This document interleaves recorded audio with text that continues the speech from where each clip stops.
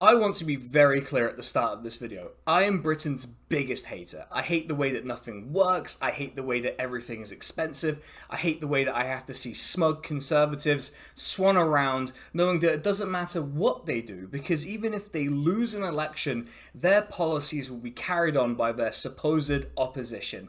I even hate the way people in this country expect you to be grateful just to be here in a country that's an even more dysfunctional late Ottoman Empire.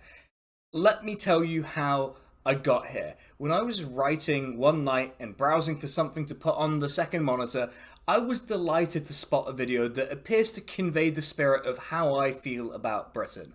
A video titled "Britain is a Dump" with many exclamation marks.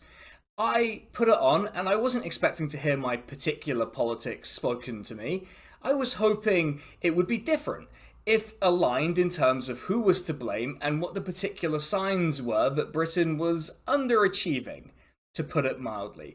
That's kind of the joy I felt, because I was like, finally, someone who has the same core thesis I do.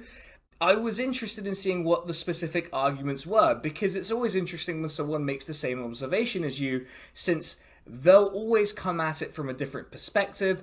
Variety is the spice of life, and believe me, there's lots of ways for someone to think Britain is a shithole.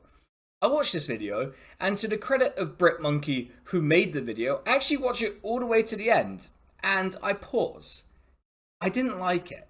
At the time, I didn't really think much of it. Sometimes you watch a video and maybe it was late, so I was tired, maybe I had a bad day, maybe I just didn't gel with the style of the video. No big deal, it happens. Then I'm streaming as I do on twitch.tv, and I'm doing one of those streams where I just watch YouTube videos and I say, hey, why don't we watch this video and see if I can articulate what it was I didn't like, or whether my audience will push back on me not liking it. Maybe it was a me problem. Turns out, no. They didn't like it either. I decided at that point that maybe I'd do a response, but it wasn't urgent, and even though the video had got over 1 million views by that point, there was nothing to be done, until a friend DM'd me on Discord and said, you have to check this out, acting as if I don't know everything someone publishes about this cursed set of islands. That conversation inspired this video. Long-time viewers, and indeed some newer ones, might know that this isn't my usual style of content. The reason I don't do responses is that it feels very one-sided, unproductive, and truthfully, in a lot of cases, there's no way I can reach the same number of people as the thing I want to react to whenever I get this desire. In this case, I've made an exception for a few reasons. One, it overlaps with a lot of my areas of interest, so I feel well positioned to give a detailed response that might add something to the conversation. Two, if you lived in or are British, you probably struggled to recognize the picture that was being painted at times, especially if you're politically active, and I think clarifying why the impression feels so unfamiliar is important. Three, if you're not British, I think it's actually important insofar as anyone should care to learn anything about this country, but if you choose to do so, that information should be as accurate and honest as possible and reflect the underlying causes for Britain being a dump. 4, the video itself is a really good example of a collection of sentiments in British public opinion that the left need to reckon with in order to get anywhere. 5, the essay itself is just bad. It's so bad in places I think it calls into question the parts that I actually found relatively unobjectionable on all of my watches of this video. While BritMonkey is a larger content creator, and this almost certainly will not be getting as many views as his video, I have to do the obligatory, please don't go make an ass of yourself in his comment section on my behalf. I want to make this as constructive as it possibly can be, and you lot going to someone's comment section and winding them up won't help with that. I'm also going to say this now, I won't be responding to literally every part of the video, even though every section has problems. I'm focusing on 4 main areas that highlight the key issues as I see it. If I include clips from the video, I will put the timestamps there so that you can go to those points in the video and check what he says to make sure I'm not taking him out of context. But otherwise, let's get on with this. Let's just do the response and move on with our lives. You can't understand Britain today, the stagnation and the exhaustion that seems to have permeated everything, without understanding austerity. The short version of what that is the belief that Britain needed to reduce its deficit in order to bring the debt to GDP ratio down, and the specific way the Conservatives pursued this was by trying to cut benefits and find efficiencies in government-run services and departments. It's important to note that austerity has enjoyed cross-party support, even before the Conservatives came into office in 2010. Alistair Darling, in 2010 before the election, who was the Labour Chancellor under Gordon Brown, said that Labour would cut deeper and tougher than Margaret Thatcher, which of course set the stage for the Conservatives' own austerity plans, which they implemented with the Liberal Democrats during the coalition government. Labour, in their time in opposition, chose to support austerity in 2015, leading to a humiliating defeat as the anti-austerity SNP ate their lunch in Scotland, and the Conservatives absorbed the votes of their coalition partners, and in 2024 Labour was elected on an austerity manifesto.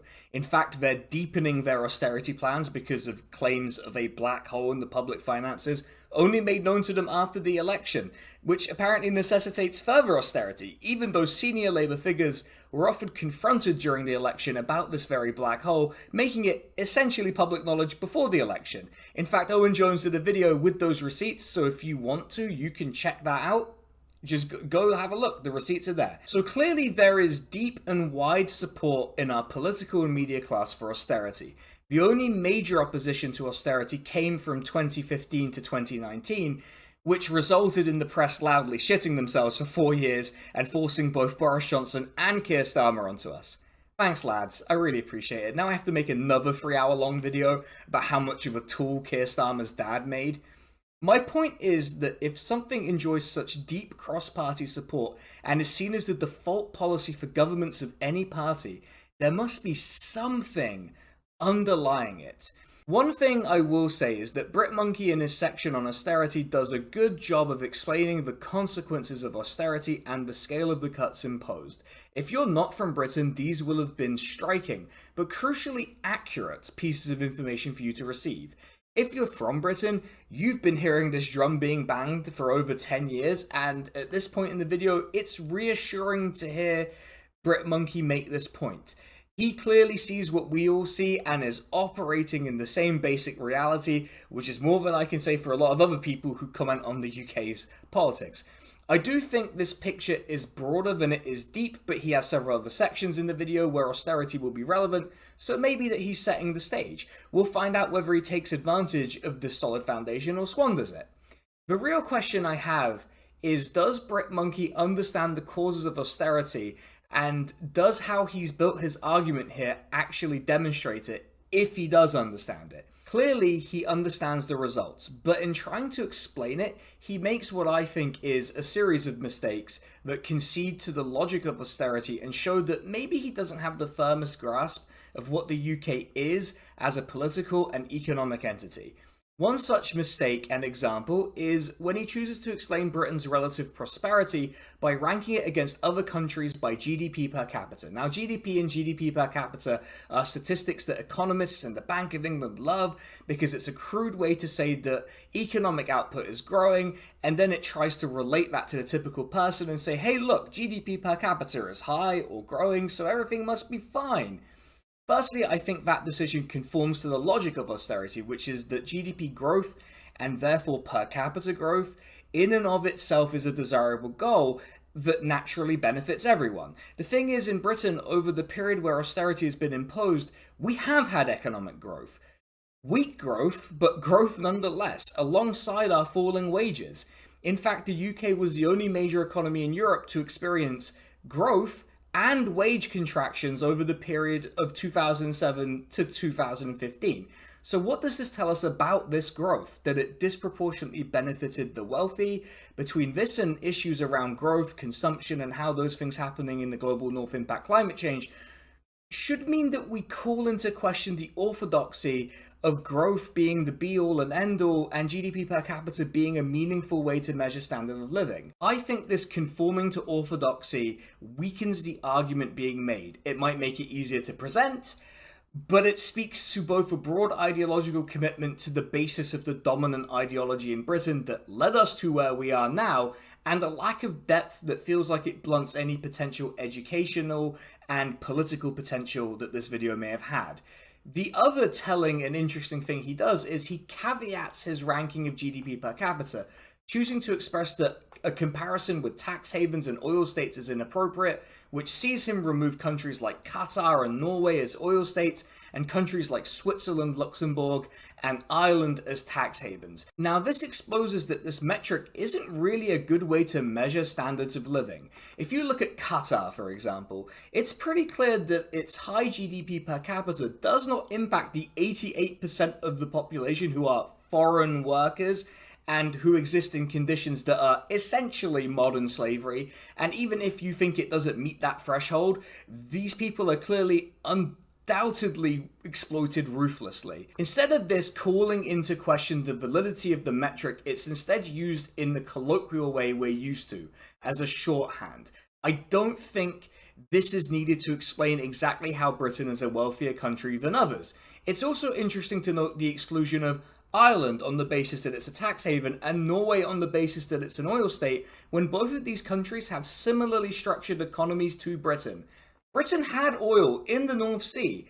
We have rather less of it now, but when we had it, the dividends from it were used to fund the Thatcherite Revolution, the continuation and expression of the very ideological foundation of why this country is a dump.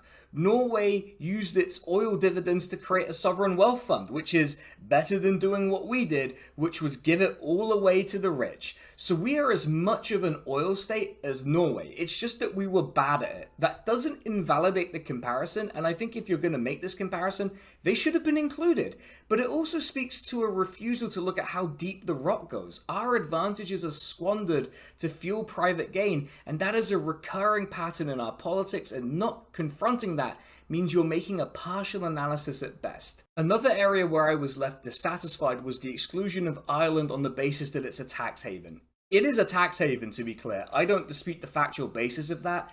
It's just that Britain is the money laundering capital of the world. We also directly govern several tax havens like the Isle of Man and Jersey and the Channel Islands. To deny that this impacts our economy or to whom we can make a fair comparison would be a bit asinine. Of course, Switzerland and Ireland are legitimate countries to compare ourselves to.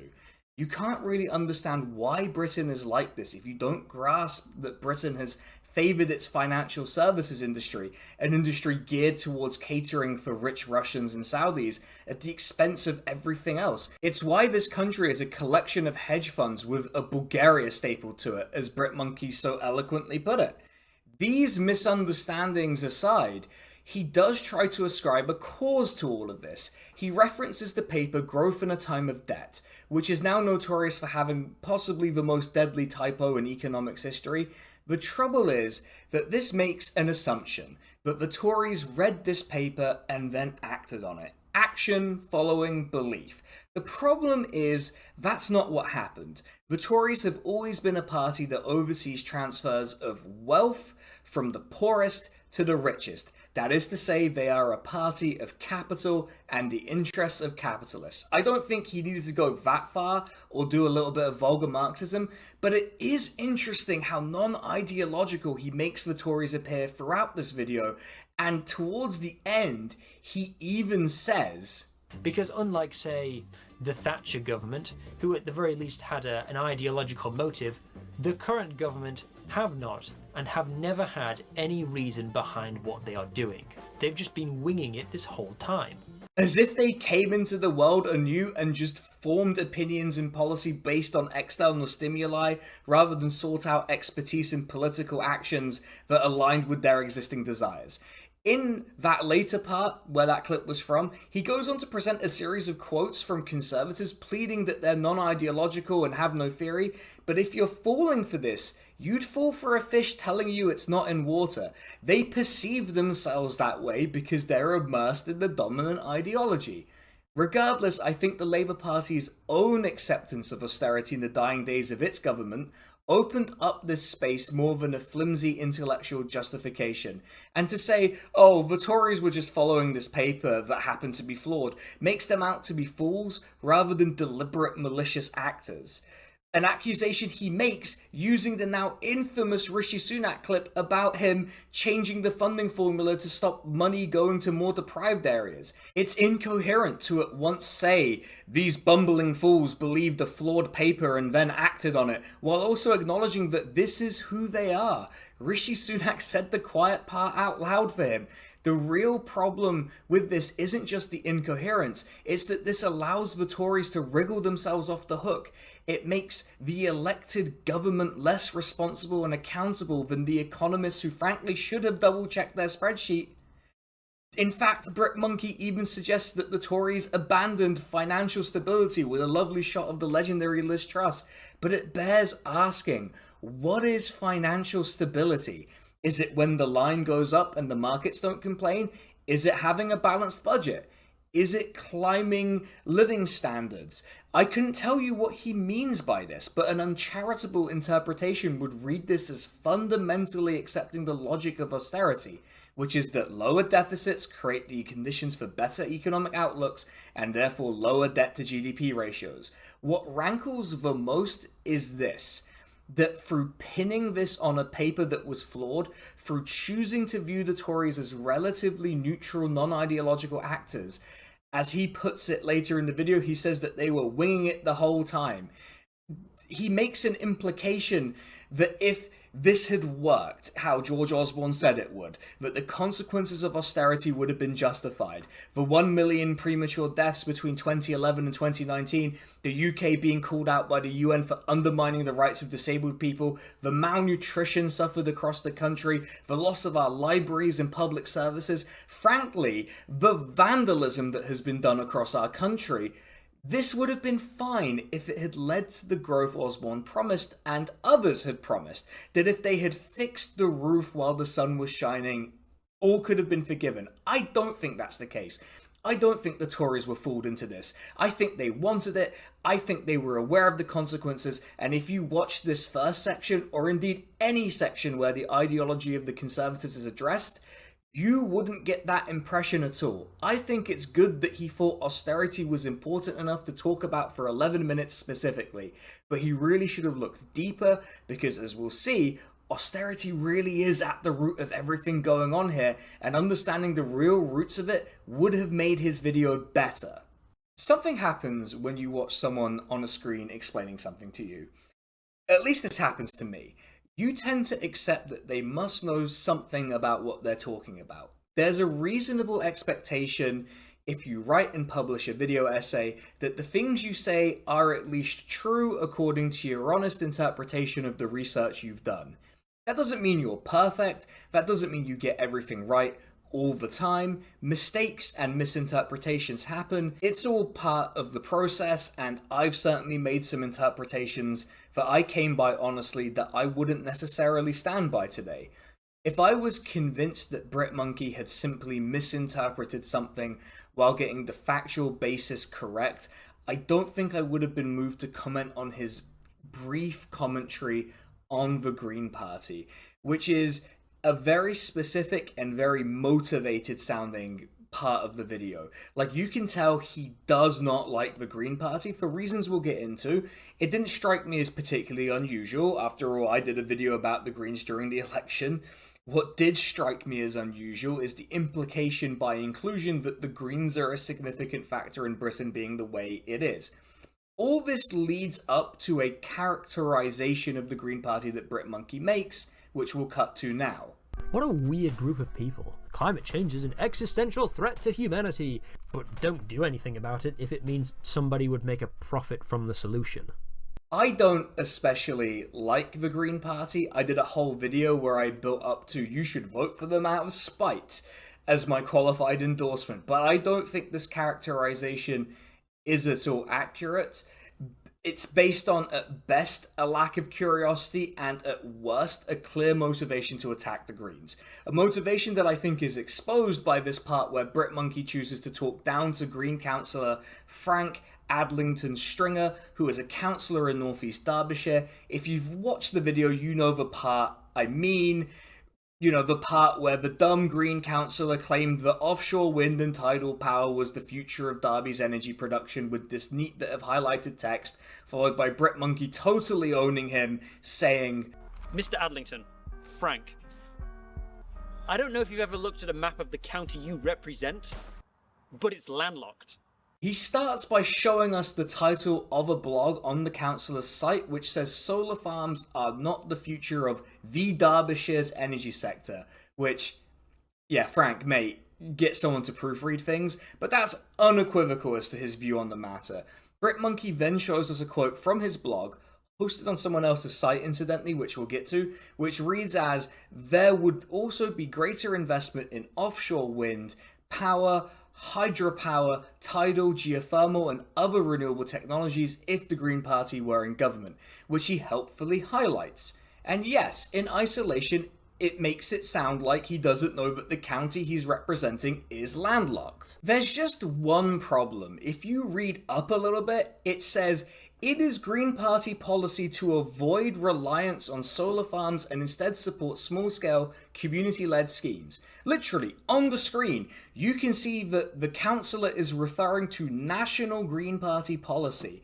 In the original blog post on his site, he even includes a link that takes you to a now defunct page, but if you go on the Wayback Machine, it takes you to the Green Party's energy policy. Not North East Derbyshire Green Party's policy, the Green Party of England and Wales policy. Which leads me to address BritMonkey. Mr. Monkey. Brit, I don't know if you're aware of this, but England and Wales constitute significant parts of the island of Great Britain, as well as other outlying islands, meaning they have a lot of coastline. I'd also say, if you want to make someone else look stupid, maybe don't include a sentence on the screen that makes it look like you can't read. I have issues with the way that small community-led schemes tend to manifest. For example, the Green Party, instead of solar farms, supports putting solar panels on the roofs of houses. There's plenty to criticize in comparison with solar farms. Issues of economy of scale and efficiency, and the fact that these schemes, if they're not managed properly, tend to end up primarily benefiting homeowners in wealthier areas at the expense of others.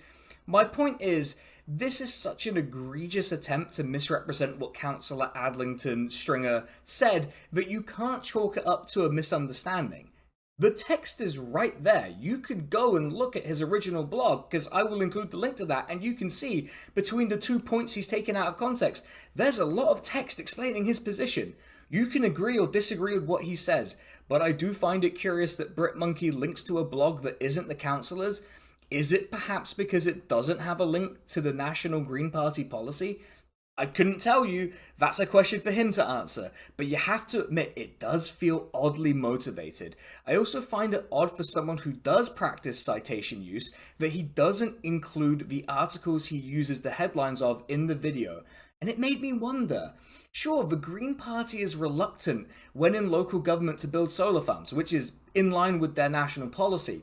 But what are the reasons they give when they reject them? In the case of the Reigate Greens, they said solar farms needed to be built in the right place, and that the land that it was proposed to be built on was arable land in the Greenbelt and had landscape value.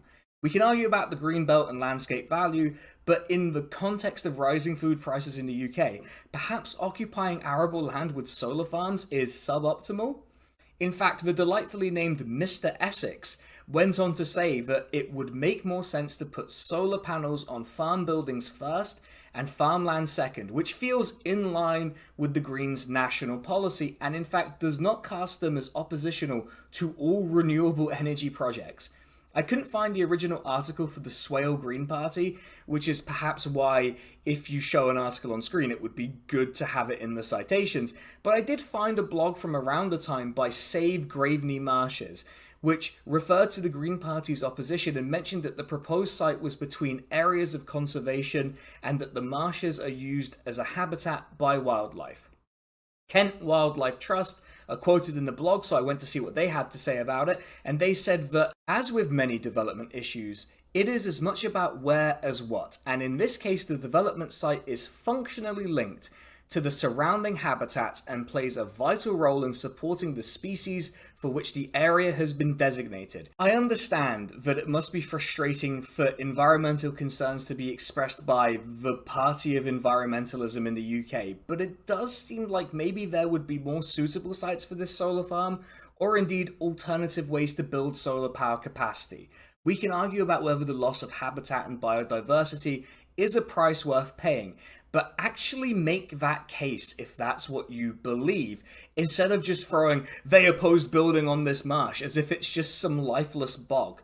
In Hastings, the Green Party did oppose the council's plan for a solar farm, but if you look at the website BritMonkey shows you the headline from, you find out that the proposed site was described by the council as one of the foremost coastal nature reserves in the UK. According to the blog, the link leads to a dead page, but again, with a little Wayback Machine magic, you see that this is in fact an accurate quote.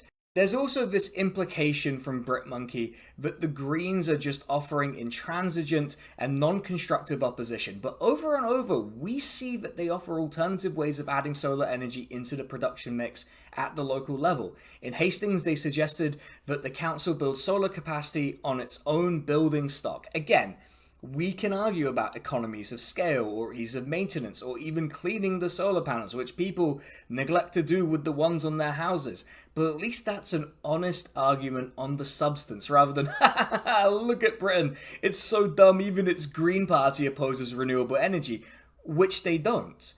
He then goes on to cite Green opposition to offshore wind on the basis of its concerns about the developer-led model, and uses this as a way to say that the Greens are some kind of anti-capitalist party that will refuse to allow anyone to profit from solving climate change. The problem is, that's just not practical or true. The mode of production in like 99.99% of the world is capitalism.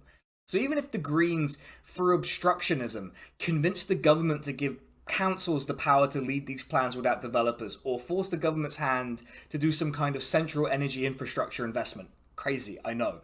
Someone, somewhere, would still make a profit.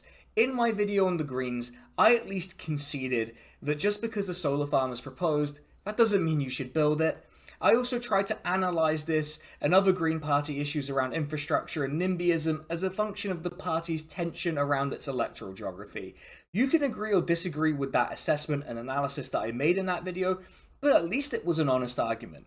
This is either the sloppiest shit since Illuminati, or it's a deliberate attempt to discredit the Greens to his British audience and unjustly ridicule them in front of his non-British audience, just to hammer home his point about this country being dumb.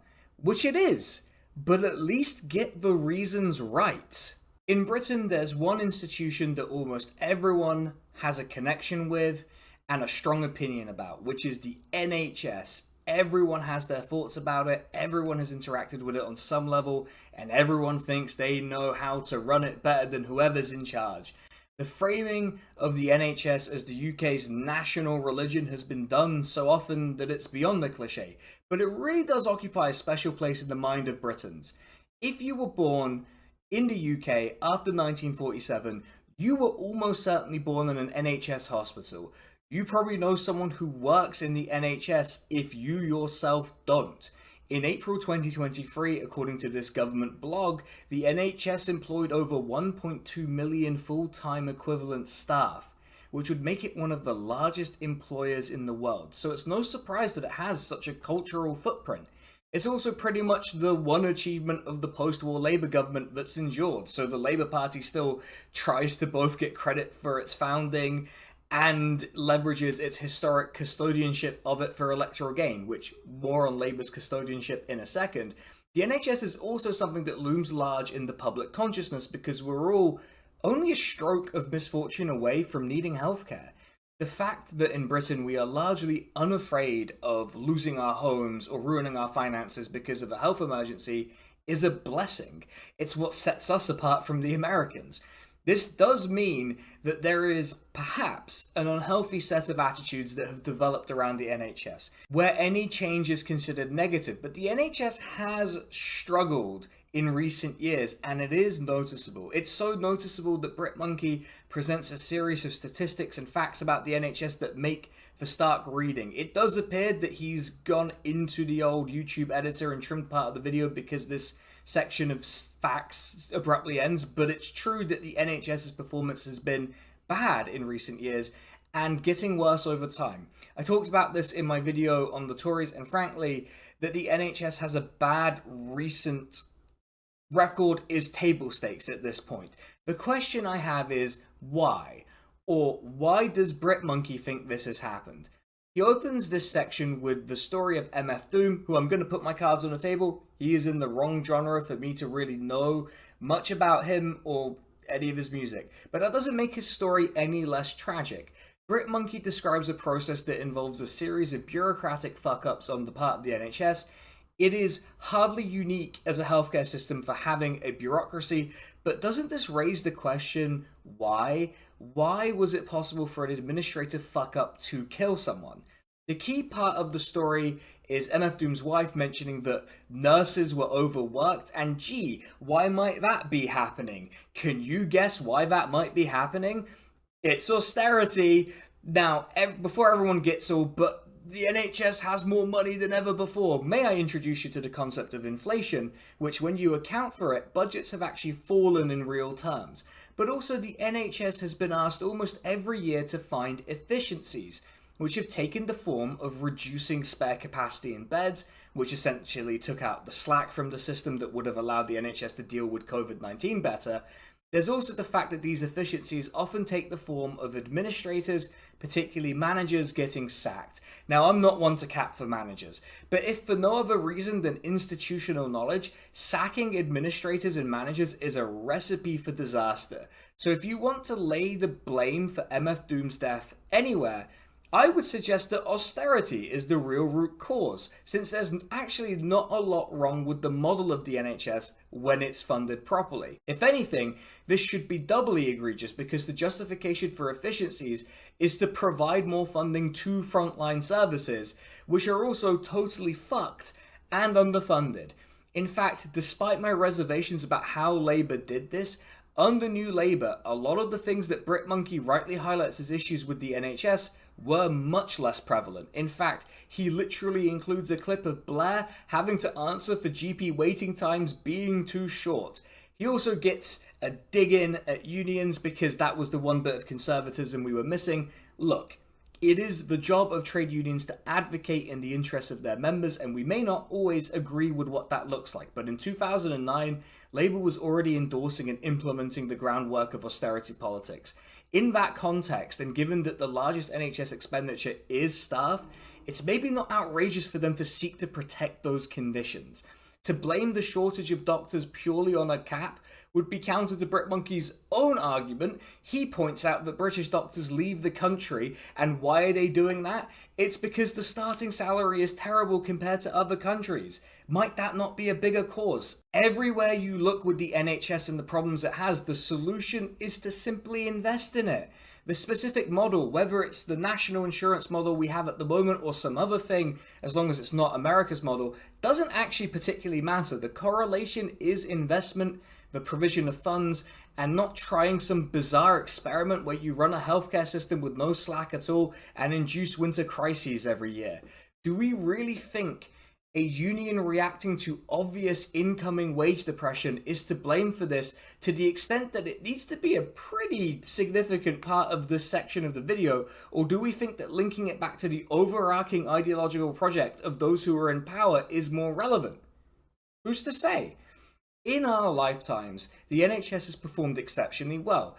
In fact, according to the Commonwealth Fund in 2017, despite the damage done by austerity up to that point, the NHS was ranked as the best healthcare system among 11 developed nations, including the much idolised Norway, who BritMonkey admires for charging people for access to healthcare. It turns out that a pandemic that a low slack healthcare system can't handle, and decades of mismanagement through constant reorganisation and shoddy investment practices may have fatally wounded the NHS. But I reject the notion that there's nothing anyone can do about it, as BritMonkey suggests. A suggestion that's founded on what's fundamentally a lie. Remember a few seconds ago when I said shoddy investment practices? This is when I need to introduce you all to a little concept called PFI. PFI stands for Private Finance Initiative. You see, John Major had to deal with an issue, which was the Maastricht Treaty that required EU member states to keep their public debt and deficits low. Stop me if you've heard that before. The problem is that the British state, like all states, has to do public works and projects using quite significant amounts of capital investment. So John Major looked at the concept of public-private partnership and decided to create what was basically an investment vehicle. The private sector was provided with a contract, and for a certain period of time, a corporate entity that operated the PFI contract would provide services. This allowed for three things: the off-booking of public sector debt into PFI contracts which weren't on the books, making Britain's official debt look smaller than its actual obligations.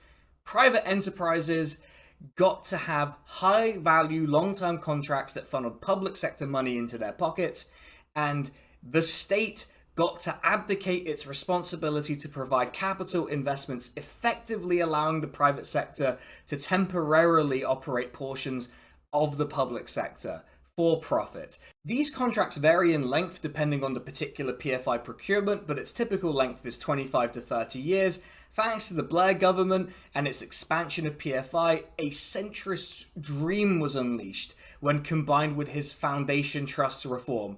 Massive capital investment was made available to the NHS, which is a good thing, but a lot of it was provided by PFI procurement, meaning that we now have the spectacle in 2022 of NHS trusts spending £500 million on the interests of PFI contracts. These payments will likely go up as the contracts go on.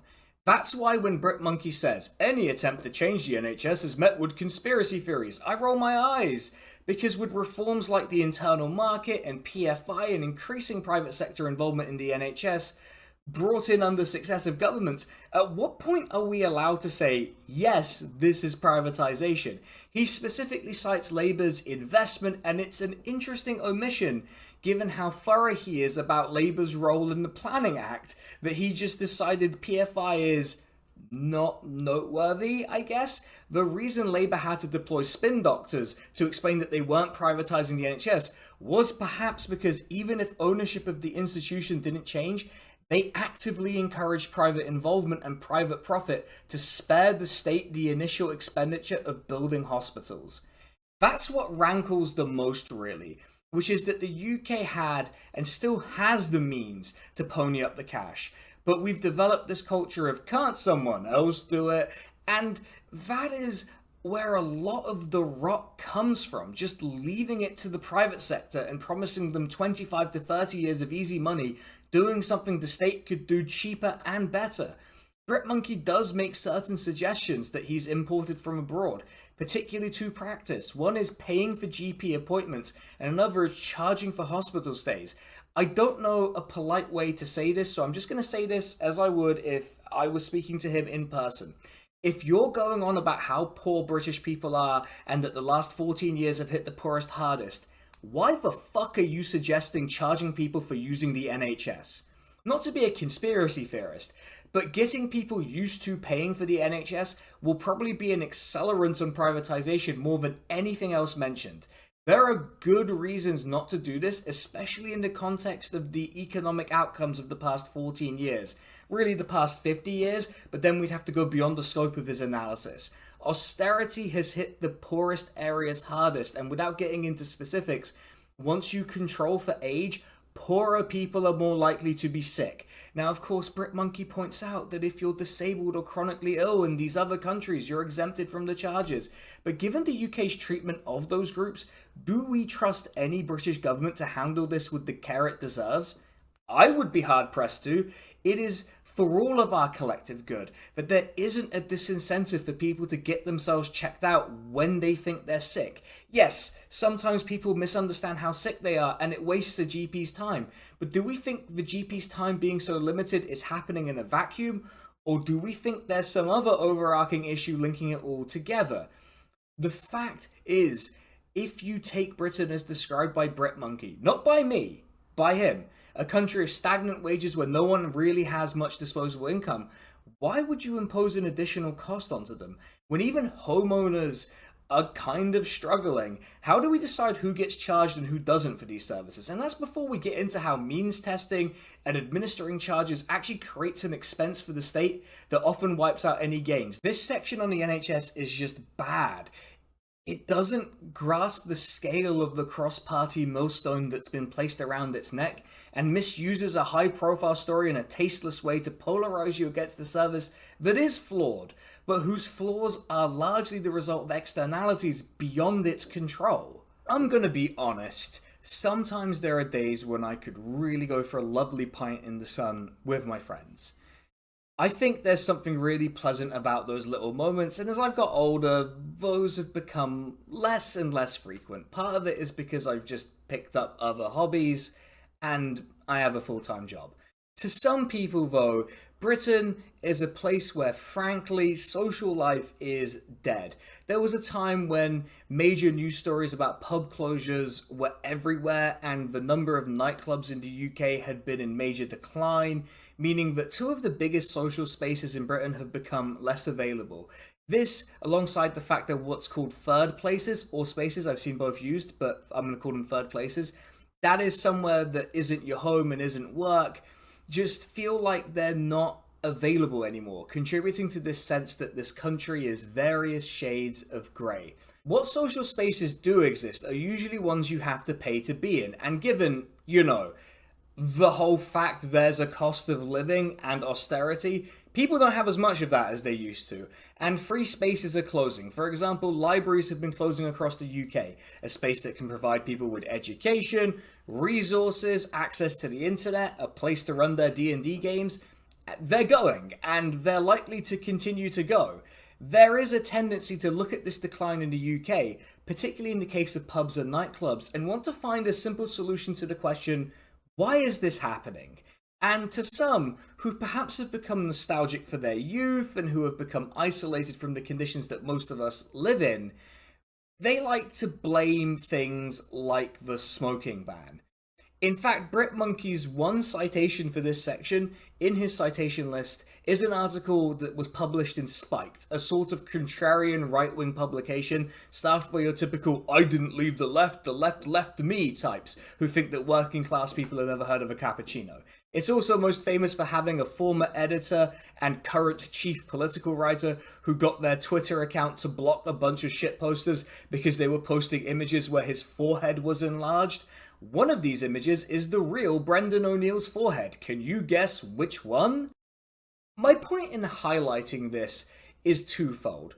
First, if I was going to cite an article, I maybe wouldn't pick one that's basically nostalgia bait for Gen Xers mad that they can't spread lung cancer to people. The second is that the lack of citations suggests BritMonkey is just presenting his honestly held opinions here, and his opinions are embarrassingly bad, poorly founded, and appear to contradict what he said earlier, and it casts the whole video in a bad light. To say nothing of the obnoxious faux Cyrillic he uses in the video.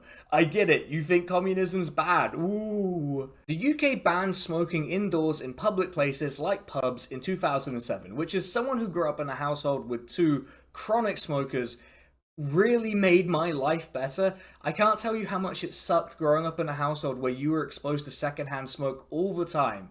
It was always frustrating to have my grandmother visit and then comment on why I was coughing so much as a child, when as soon as I moved out of my parents' place, I suddenly didn't get ill as often and lost my chronic cough.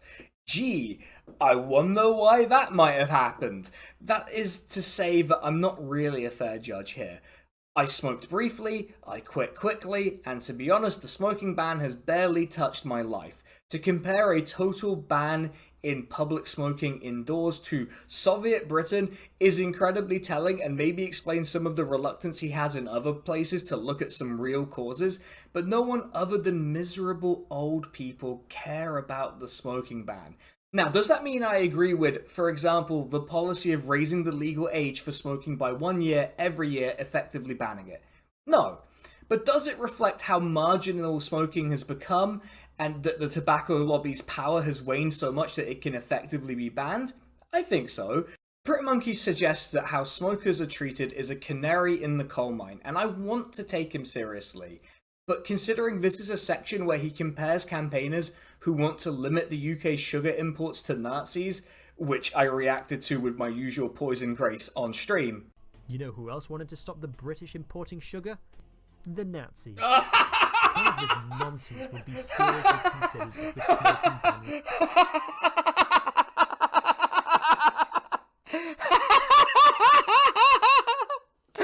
Oh no! The Nazis wanted Britain to stop importing sugar. I I just can't take him seriously. I don't know where he lives, but there absolutely are shops with chocolates by the checkouts. You can go buy flavored vapes. In fact, the proposed ban on disposable vapes has, as of recording, not been picked back up by the new Labour government. This is just a bad section of old man yells at cloud, but coming from someone who's younger than me. The idea that a late night kebab and pints in the sun with your friends will be banned is ludicrous. And it's ludicrous because insofar as we have spaces outside of work, third places and such, the pub and the dodgy kebab shop are ubiquitous. So no, I don't think you have to take an argument that goes, they're banning pints with the lads. Seriously, he does highlight something that I think is real and that we've touched on a bit. Britain is a painfully boring place to live, but once again, he's connected his Brendan O'Neill style contrarian rant with something that's explained by other parts of the video. He even mentions a slide being removed from a water park because of budget constraints and museum exhibits being closed. Yeah, I don't think public health campaigners are causing that. The bigger problem in Britain is that we don't really have a culture of things that aren't going down to the pub with your mates, and that's screwed us coming and going because no one has any money anymore because of all the things we've talked about in both of our videos. A lot of people will cite the loss of pubs and nightclubs and say, oh, this accelerated after the smoking ban in 2007. Might something else have happened around the year 2007 that may have been relevant? An event that set the stage for everything we're talking about? Again, if you want to defend people's rights to smoke indoors and cover the smell of piss in certain pubs again, then that's fine, I guess. But make an actual argument. I don't want to do a rant about, the dangers of smoking. You don't need to hear it from me, I'm an ex-smoker. You've all heard it before, but it is odd to dedicate so much energy to defending it and then use it as a lead-in to saying social life in this country is degraded. I think this emphasis is made because BritMonkey is a little uncomfortable with what some of the deeper causes are, and it goes back to what we talked about in the beginning. He lacks the understanding of the ideologies and the political forces at play to really make this analysis count. It's remarkable in some ways to see someone expressing Gen X and boomer nostalgia who's younger than me, so I guess, well done BritMonkey. You've proven that being a boomer is a state of mind and not about age at all. I wanted to end this video with a message for BritMonkey and for people who enjoyed his video. First, to the people who enjoyed his video. I don't think you're a bad person or you're stupid for having liked it. The presentation style is good. The essay is well structured. It's designed to pull you in. That's the whole point of them. And hell, I watched it end to end even though I didn't like it. I just want to make the point that even if an essay is an hour and a half long, if it covers a lot of ground, hell, even if it zeroes in on a specific topic, it can only really be introductory, and the prioritization of the YouTuber will mean that some things get missed. That's just how it goes. I guess what I'm saying is, don't trust the person on your screen who's being entertaining to be totally infallible. If something doesn't feel right, look at their sources, look it up independently. To BritMonkey, I just want to say that this isn't personal. I don't know you. I've tried to give you as much benefit of the doubt as I can manage. I just didn't like the video and wanted to articulate why. It's clear that you and I do not share a lot of ideological positions beyond hating the sugar tax and disliking the Tories. And to be honest, on the sugar tax, look, it's ruined every drink. Of course I hate it. That being said, I do think that you didn't understand the Tories and you didn't quite understand what interests they represent. I don't want to be all, go read Marx and be that person because you may have read him for all I know, but I think you've fallen for the old British maxim of assuming a cock up before malice when malice is a pretty easy and compelling explanation. I also think you should actually argue the positions that people make. That whole bit with the Greens, it's like a minute and a half long, but it was so uncharitable and you misrepresented the views of the Green Party on the individual, local and national level so badly that I think it undermines trust in the rest of this essay. I could have responded to every section, like the parts about building in the UK or immigration in particular as having specific problems, but those problems were much more ideological and less about the integrity of the form, so I just kind of left it, and also this is running long. So there you go. That's a response video, everyone. I want to thank Rosenkreutz, who took the time to proofread this script for me, and as someone who has watched the video, he gave me some guidance on places where I could tighten up the script. He recently released a video on the upcoming Europa Universalis 5. I know it has a code name, but let's be real, it's EU5, comparing it to its predecessor and how it depicts history as a game. So if you like Paradox games, or even if you don't, go check it out. I also need to thank my partner, who is the other proofreader for this video, who gave it the I don't know anything about this check over for accessibility. She really puts up with a lot, so I am very grateful. I also need to thank the patrons and members, particularly the top tier patrons, Drone Riff, Mercutio, Kurzlischeider, John N, and Liron, and the YouTube members Nadir Jiwa and Katie Marshall. If you want early access to the videos, to vote on the topic of some of the videos, to suggest topics, to get all sorts of fun little goodies like access to the Discord and so on, head on over to the Patreon, patreon.com/SKTheCrusader, or just become a member on YouTube. Either way, it's all good. And also, if you enjoyed the video, you made it this far, like, subscribe, comment, share the video. Those things are all free. You don't have to pay me to show appreciation for this excellent video and all the other excellent videos I've done. But with that, I'm going to say goodbye, and I will catch you all on the next one. I guess I better have a cheeky beer before it becomes illegal, because, you know, BritMonkey said it's going to become illegal, so let's just have a cheeky beer. But I'm going to show you all the pour, because people do accuse me of pouring Southern pints, and I don't know what you're all on about with that stuff, honestly. It's a bizarre accusation to say that I pour Southern pints when I'm from the South, but yeah, there you go. Alright everyone, cheers, I'll catch you all in the next video. Remember to have a beer before it's made illegal according to BritMonkey. Oh, it's refreshing. Alright, peace. For real this time. I'll catch you all on the next one. Bye!